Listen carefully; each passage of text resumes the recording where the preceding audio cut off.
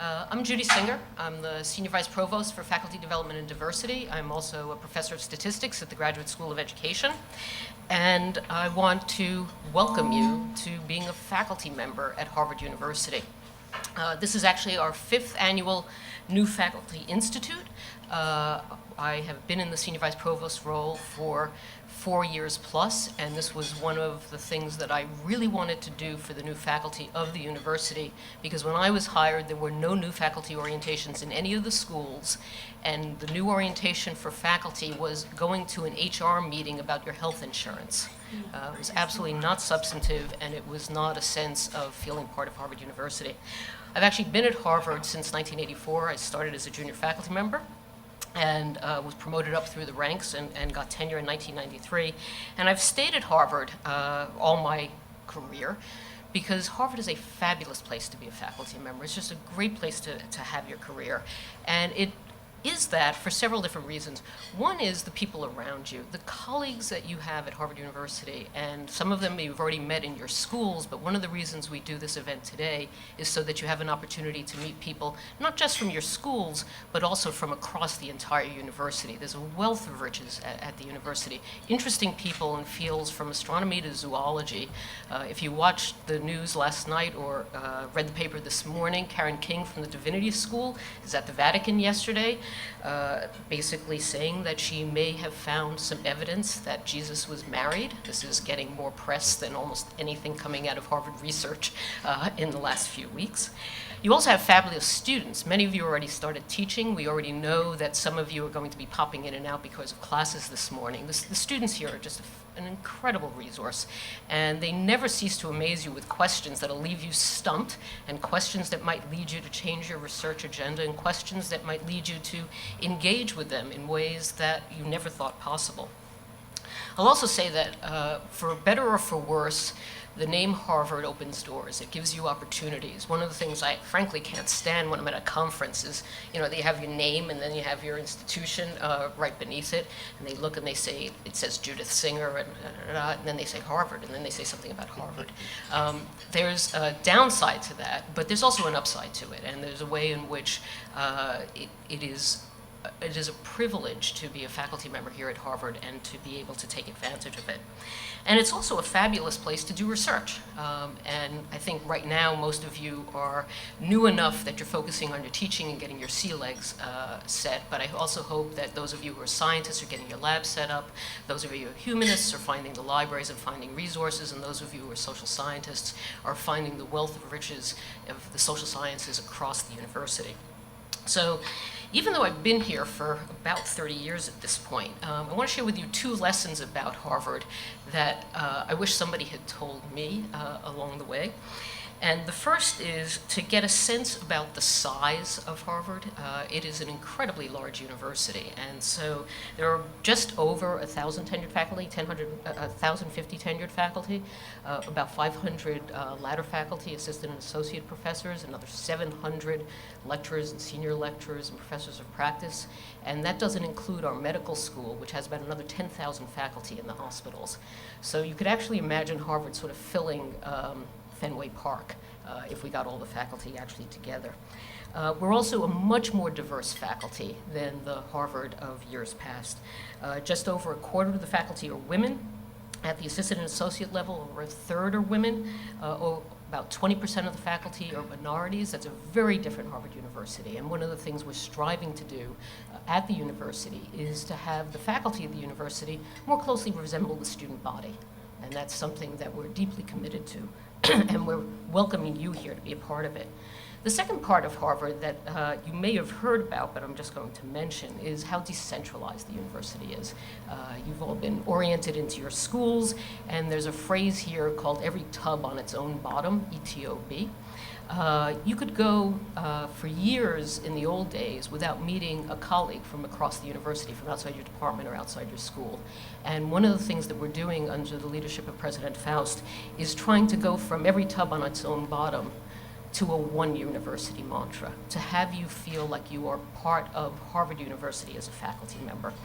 And I can say this from personal experience. When I was an assistant professor and I was up for promotion to associate professor, went through the review, they got letters. I went and I had a meeting with my dean, and my dean said, you're doing great, you're publishing, your teaching's great, you're doing everything we're asking you to do. There's one thing that you really need to work on. And all ears when you're at that kind of meeting. And she said, you have to get known across the university.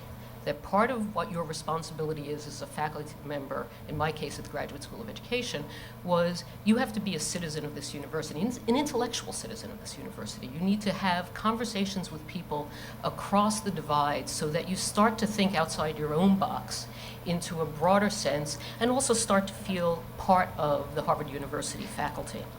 So one of the reasons we do this event today is to have you meet faculty from across the university. And after President Faust's opening remarks, we'll have people go around the room and say where they're from and what their field is in school. And we hope that you will reach out to colleagues that you meet here today.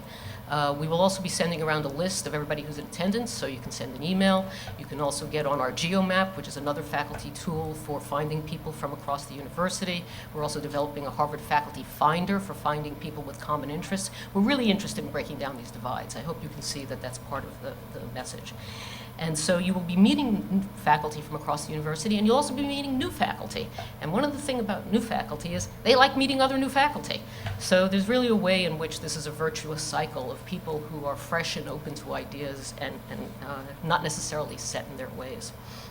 So I see President Faust in the back, miraculously. So I have the distinct honor of introducing her, which I'm going to do in two ways that probably are not the usual ways that President Faust gets introduced.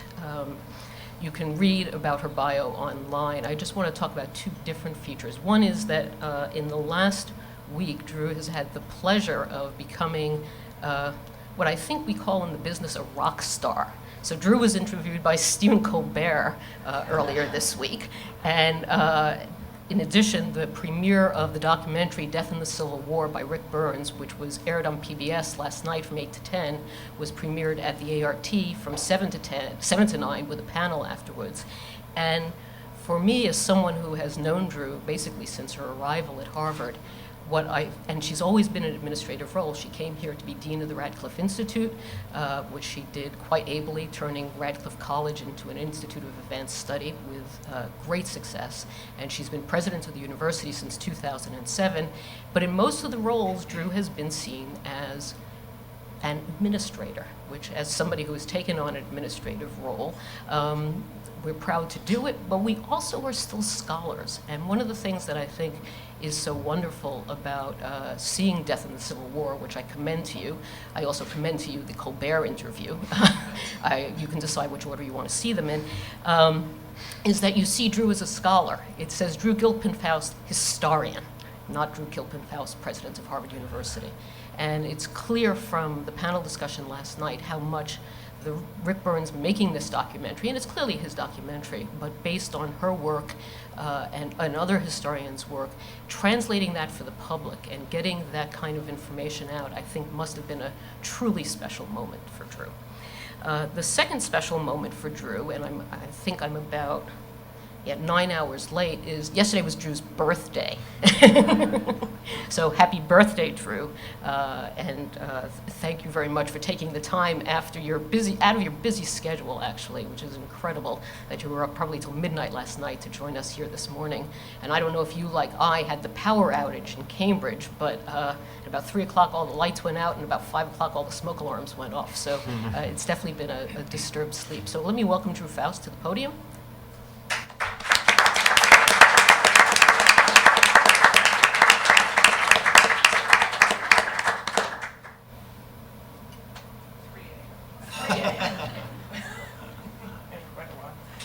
Thank you, Judy, and thank you for inviting me. It's really exciting to see all of you here, and I hope over the weeks and months and years to come, I have a chance to get to know many of you and hear about your fields and your interests and the research projects you're pursuing.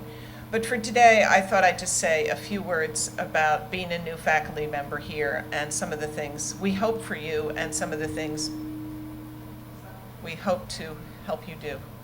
When I was a junior faculty person, I had no orientation whatsoever. This was at the University of Pennsylvania 1,000 years ago. And I just was told where my classes would meet, and that was it. And it was somewhat surprising because you had to find out everything for yourself. And I basically never had any kind of discussion about teaching. That was particularly something you had to find out for yourself. And so I think how much things have changed in those many decades and how they've changed for the better.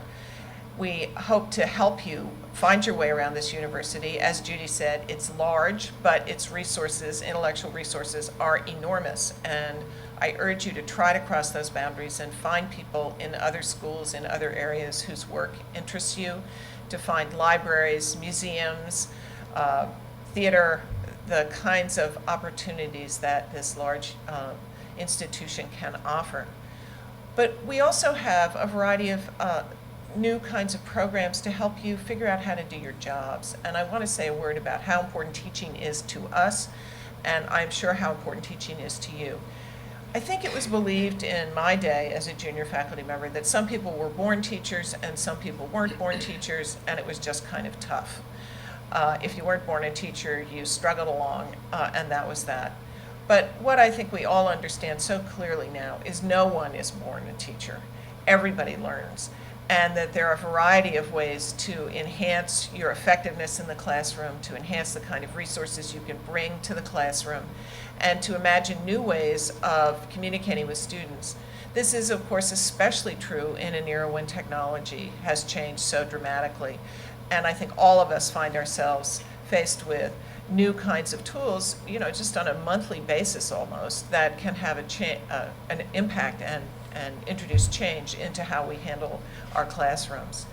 So we have at Harvard a program called the Harvard Initiative in Learning and Teaching. It's a program funded out of the President's office to encourage experimentation and innovation in teaching across the university.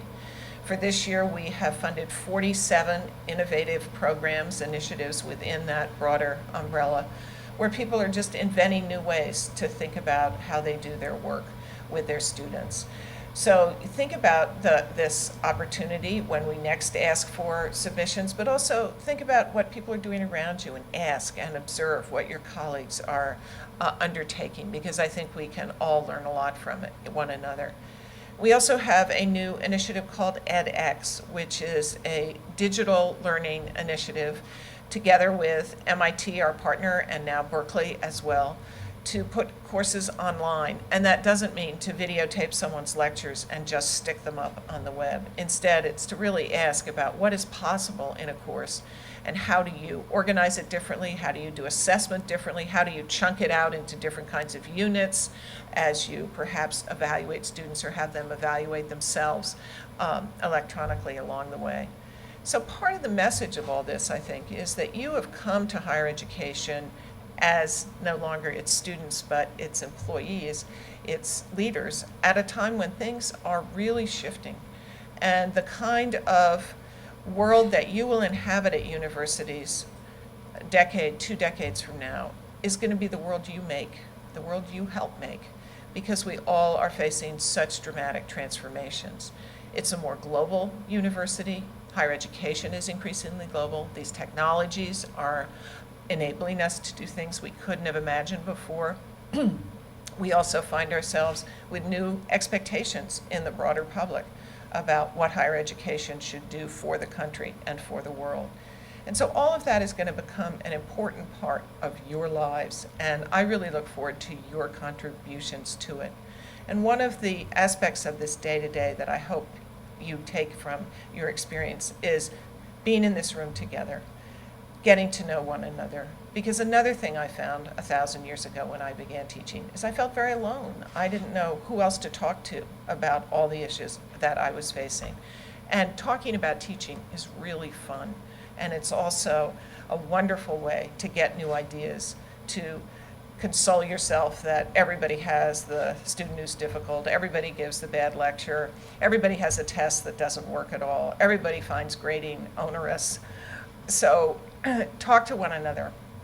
Be a community of teachers and be a community of faculty who can really come together as supports for one another And so I hope from one another and from Harvard University, you get the kind of support that you need to do your important scholarly work and also to do the very important work of teaching, which is at the heart of the university. So welcome to Harvard. We're delighted you're here. I look forward to getting to know you better. And I know that the day that Judy and others have put together for you is going to be wonderful, and you're going to look back on it for years to come. So thank you very much.